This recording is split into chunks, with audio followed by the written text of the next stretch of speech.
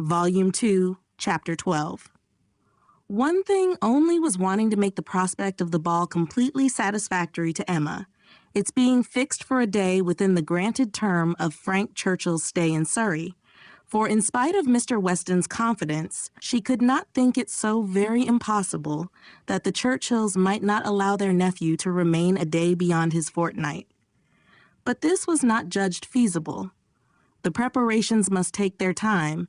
Nothing could be properly ready till the third week were entered on, and for a few days they must be planning, proceeding, and hoping in uncertainty, at the risk, in her opinion, the great risk, of its being all in vain. Enscombe, however, was gracious in fact, if not in word. His wish of staying longer evidently did not please, but it was not opposed. All was safe and prosperous, and as the removal of one solicitude generally makes way for another, Emma, being now certain of her ball, began to adopt as the next vexation Mr. Knightley's provoking indifference about it. Either because he did not dance himself, or because the plan had been formed without his being consulted, he seemed resolved that it should not interest him, thus determined against its exciting any present curiosity, or affording him any future amusement. To her voluntary communications, Emma could get no more approving reply than, "Very well. If the Westons think it worthwhile to be at all this trouble for a few hours of noisy entertainment, I have nothing to say against it, but that they shall not choose pleasures for me. Oh, yes, I must be there. I could not refuse, and I will keep as much awake as I can, but I would rather be at home, looking over William Larkins's week's account. Much rather, I confess. Pleasure in seeing dancing. Not I, indeed. I never look at it. I do not know who does. Fine dancing, I believe, like virtue, must be its own reward. Those who are standing by are usually thinking of something very different." This Emma felt was aimed at her, and it made her quite angry. It was not in compliment to Jane Fairfax, however, that he was so indifferent or so indignant. He was not guided by her feelings in reprobating the ball, for she enjoyed the thought of it to an extraordinary degree. It made her animated, open-hearted. She voluntarily said, "Oh, Miss Woodhouse, I hope nothing may happen to prevent the ball. What a disappointment it would be. I do look forward to it, I own with very great pleasure." It was not to oblige Jane Fairfax, therefore, that he would have preferred the society of William Larkins. No, she was more and more convinced that Mrs. Weston was quite mistaken in that surmise. There was a great deal of friendly and of compassionate attachment on his side, but no love. Alas, there was soon no leisure for quarreling with Mr. Knightley. 2 days of joyful security were immediately followed by the overthrow of everything. A letter arrived from Mr. Churchill to urge his nephew's instant return. Mrs. Churchill was unwell, far too unwell to do without him. She had been in a very suffering state, so said her husband, when writing to her nephew 2 days before, though from her usual unwillingness to give pain and constant habit of never thinking of herself, she had not mentioned it. But now she was too ill to trifle, and must entreat him to set off for Enscombe without delay. The substance of this letter was forwarded to Emma in a note from Mrs. Weston instantly. As to his going, it was inevitable. He must be gone within a few hours, though without feeling any real alarm for his aunt, to lessen his repugnance. He knew her illnesses. They never occurred, but for her own convenience. Mrs. Weston added that he could only allow himself time to hurry to Highbury after breakfast and take leave of the few friends there whom he could suppose to feel any interest in him, and that he might be expected at Hartfield very soon. This wretched note was the finale of Emma's breakfast. When once it had been read, there was no doing anything but lament and exclaim. The loss of the ball, the loss of the young man, and all that the young man might be feeling. It was too wretched. Such a delightful evening as it would have been. Everybody so happy, and she and her partner the happiest. "I said it would be so," was the only consolation. Her father's feelings were quite distinct. He thought principally of Mrs. Churchill's illness and wanted to know how she was treated. And as for the ball, it was shocking to have dear Emma disappointed, but they would all be safer at home.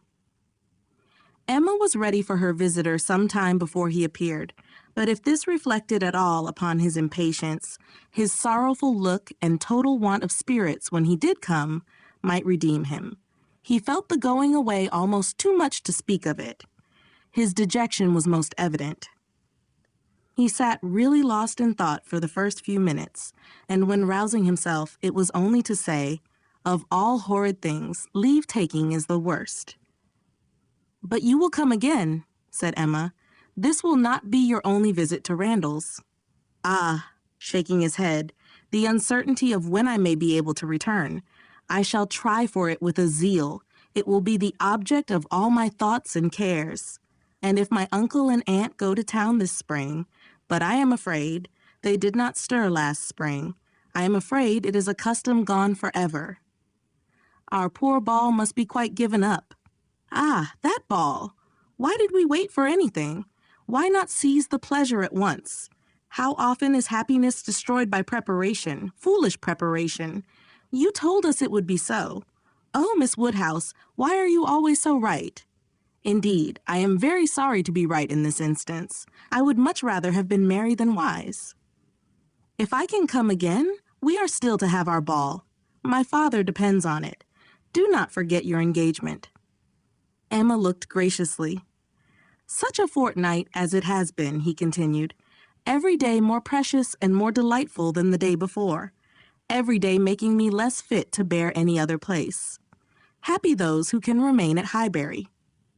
"As you do us such ample justice now," said Emma, laughing, "I will venture to ask whether you did not come a little doubtfully at first? Do we not rather surpass your expectations? I am sure we do. I am sure you did not much expect to like us. You would not have been so long in coming if you had had a pleasant idea of Highbury." He laughed rather consciously, and though denying the sentiment, Emma was convinced that it had been so. "And you must be off this very morning." "Yes, my father is to join me here. We shall walk back together, and I must be off immediately. I am almost afraid that every moment will bring him." "Not 5 minutes to spare even for your friends Miss Fairfax and Miss Bates? How unlucky!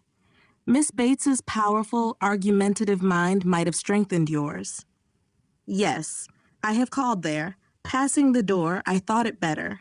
It was a right thing to do. I went in for 3 minutes and was detained by Miss Bates's being absent. She was out, and I felt it impossible not to wait till she came in. She is a woman that one must laugh at, but that one would not wish to slight. It was better to pay my visit then." He hesitated, got up, walked to a window. "In short," said he, "perhaps, Miss Woodhouse, I think you can hardly be quite without suspicion." He looked at her as if wanting to read her thoughts. She hardly knew what to say. It seemed like the forerunner of something absolutely serious, which she did not wish. Forcing herself to speak, therefore, in the hope of putting it by, she calmly said, "You are quite in the right. It was most natural to pay your visit then."